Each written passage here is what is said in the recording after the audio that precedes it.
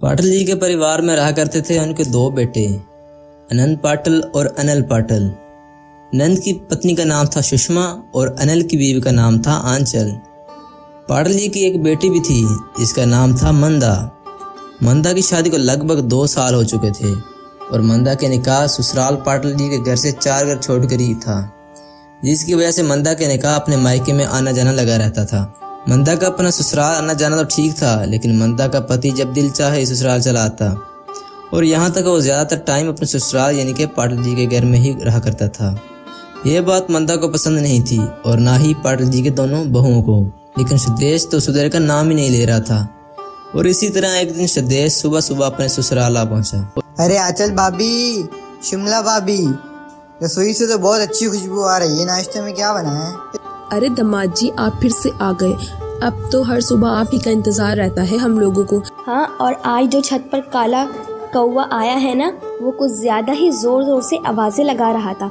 मैं तो समझ गई थी कि अब हमारे दामाद के अलावा और कौन आएगा। इतना प्यार करने वाला ससुराल और आप जैसी भाभी मिलेंगी तो भला कौन नहीं आएगा ससुराल। अब बस गर्मा गर्म पराठे खिला दीजिए।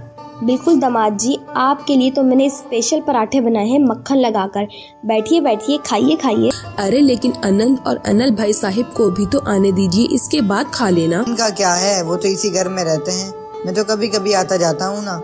आप जल्दी से मुझे पराठे खिला दीजिए। कल रात को मेरी नींद भी पूरी नहीं हुई थी, थोड़ी देर यहीं पर सो जाता। दामाद जी, काम पर नहीं जाना क्या, जो सुबह सुबह सोने की बात कर रहे हैं? अरे भाभी, काम तो जिंदगी भर चलता रहेगा, लेकिन आपके हाथ के पराठे कहाँ मिलेंगे। लाइए लाइए, जल्दी से लाइए। और हाँ, वो आम का अचार है जरूर ले आना, जो आपकी सासू माँ बनाती हैं।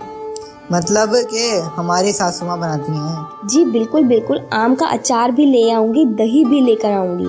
आप जो कहेंगे वो ले आऊंगी। और इस तरह से सुदेश ने मंदा के मेके जाकर सुबह सुबह अच्छे से नाश्ता कर लिया, बिना इस बात की परवाह की कि उसके घर के किसी भी मेंबर ने अभी तक कुछ भी नहीं खाया। इससे पहले कि बाकी के लोग नाश्ता करते, सुदेश आराम से कमरे में जाकर सो गया। और ये देखकर सुषमा और आंचल को बिल्कुल भी अच्छा नहीं लगा। मुझे तो लगता है हमें इस बारे में मंदा दीदी से बात करनी चाहिए। अरे नहीं नहीं, इनको बुरा लगेगा। इस घर की इकलौती बेटी है और उनका पति यहाँ पर आता है और हम उस बात की शिकायत उनसे कहेंगे तो सोचो उन्हें कितना बुरा महसूस होगा। बात तो सही है, अब जैसा भी हो इस घर का दामाद है, हम कर भी क्या सकते हैं। दामाद तो है, लेकिन उनकी जो हरकतें हैं ना, वो मंदा दीदी पर आगे चलकर बहुत भारी पड़ सकती हैं। आप समझ रही है ना? कुछ देर के बाद मंदा सुदेश को ढूंढते हुए अपने मायके पहुंचती है। सुषमा भाभी, अंचल भाभी, सुदेश यहाँ पर आए थे क्या? तो सुबह से ही यहीं पर है मंदा दीदी, लेकिन आप इतनी परेशान क्यों लग रही हो? इनका मोबाइल फोन भी घर पर है और 5-6 बार कॉल आ चुकी है। वो लोग पूछ रहे हैं कि सुदेश ने छुट्टी क्यों की, एप्लीकेशन भी नहीं डाली और वो ऑफिस में नहीं आए।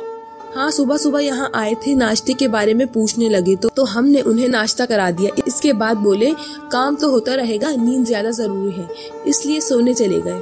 मैं सुदेश की हरकतों से बहुत परेशान हूँ।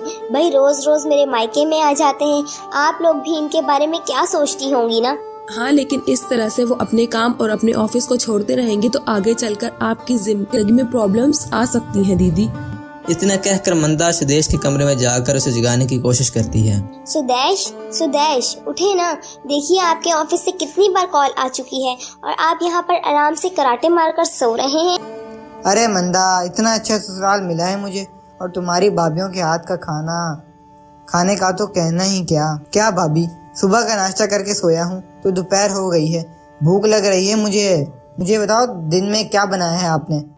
आप इससे क्यों पूछ रहे हो? आप घर चलिए ना, मैंने खाना बनाया है, अब घर पर खाना खा लेना। अरे तुम्हारे हाथ का खाना तो मैं रोज खाता हूँ, कभी कभी अपने भाभीयों के हाथ का भी खाना खा लेने दिया करो। बताइए भाभी, क्या बनाया है आज? आज तो बिरयानी चावल बने हैं। फिर तो मैं कहीं नहीं जाने वाला। तुम एक काम करो, घर जाकर मेरा मोबाइल फोन और लैपटॉप भी ले आना, मैं अपना ऑफिस का काम भी यहीं से कर लूंगा। सुदेश की बात सुनकर मंदा कनी परेशान होकर वहां से चली जाती है और सुदेश अपने ससुराल में ही रुककर खाना खाता है और सारा दिन वहीं पर रहता है। रात का खाना खाकर सुदेश अपने घर आ पहुंचता है। आप इस वक्त घर आ रहे हैं सुदेश, ऐसे कोई अच्छा लगता है क्या? आप सारा दिन वहाँ पर रहते हैं। अरे तो क्या हुआ मंदा, वो भी तो मेरा ही घर है। क्या हुआ अगर मैंने वहाँ पर कभी कभी खाना खा लिया?